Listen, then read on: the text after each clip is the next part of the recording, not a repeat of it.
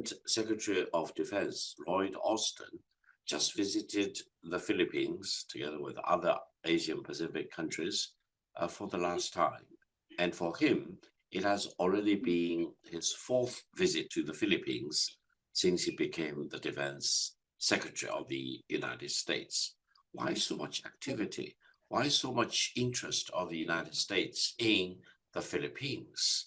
Why the United States has been so paranoid about pushing for the showdown of the Philippines in front of China, challenging the Chinese territories in the South China Sea?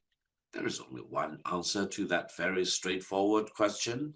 That is, the United States is bent upon picking up the Philippines as its proxy in its geopolitical rivalry against China by confronting China, challenging China, or even try to create a situation where a military conflict or even war will break out. Seemingly between China and the Philippines, China's position has been very clear. China will never fire the first shot at the Philippines, and China will never allow the Philippines to fire the second shot against China. Therefore, whatever problems there are between China and the Philippines, let's solve them by sitting down and negotiate, engage in the best form of diplomacy, and give up any indulgence or fantasy about using war against China or bringing the United States into a war against China in order to solve the territorial disputes.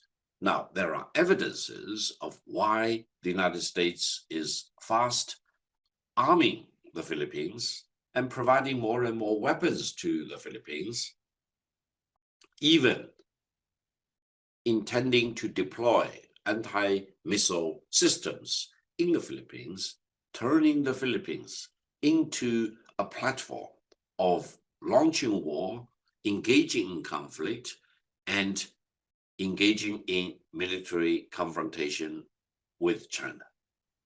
The United States should not encourage the Philippines to engage in a war or military confrontation against China. And that will pave the way for China and the Philippines to really sit down and negotiate, and using diplomacy as the instrument to talk about their differences. And that will be very good for peace and stability, not only between China and the Philippines, but throughout the South China Sea region as a whole. If we shift our attention a little bit to the overall bilateral relations between China and the United States, first of all, it's the most impactful and consequential bilateral relations in the world of today. From the US perspective, when they look at China, they most likely do not want to engage China in a war because it will be mutually destructive. However, there are forces in Washington which seem to believe that even if there will be no direct war between China and the United States, the United States can instigate some kind of a proxy war, for example, between China and the Philippines. That's the reason why the United States wants to arm the Philippines, send more and more weapons to the Philippines. And I hope all countries in our region, especially other ASEAN member states and other peace-loving countries in the Asian Pacific region, will work with the Philippines, tell them that war should not be an option between China and the Philippines, and they should not really indulge in the fantasy that the United States will be able to help them to assert their false claims against China. That's the reason why I believe this is the moment of ultimate truth.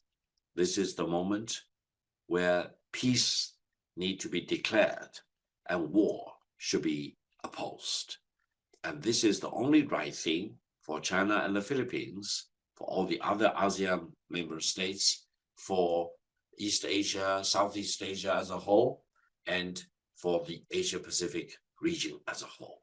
I hope the Philippines will also realize that while the Philippines is one of the 10 members of the ASEAN organization, and no other country in the ASEAN organization really fully supports the position of the Philippines in confronting China.